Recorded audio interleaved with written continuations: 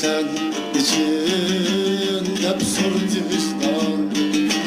Göz assam dünya men bilip adem, yaşay sen için hep sordu vicdan. Doydum yaşadım beni yaşlıca, hayatım yolunda davan aşkça. Tapmadım cevapni bulgaç beknadan, tapmadım cevapni bulgaç beknadan.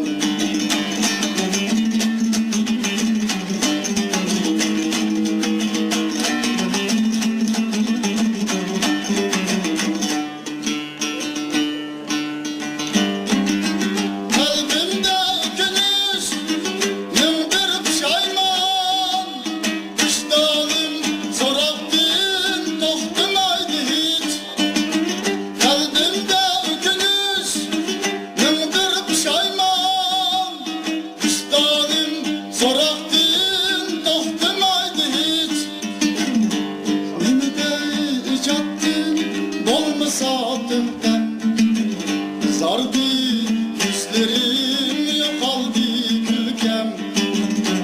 Yüreğim cevapsız rattı tıptınç. Yüreğim cevapsız rattı tıptınç.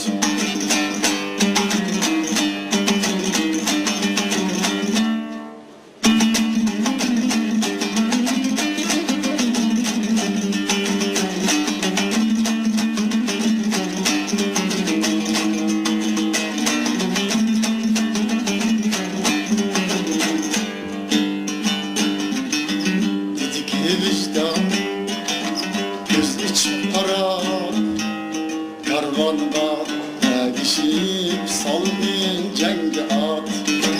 Dedik vicdan, göz içi para, karvanda erişip salmayın cengi at.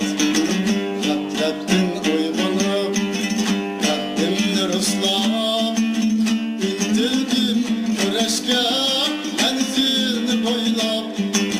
Sezdim ben güzemli şu çağdı berhat. Sezdim ben güzemli şu çağdı berhat.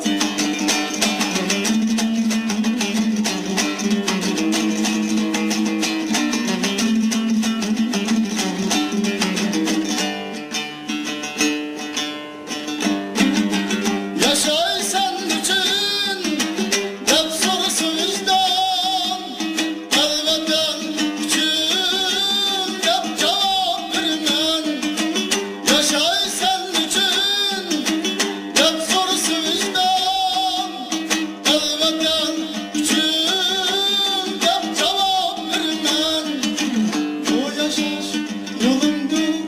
Yanmayman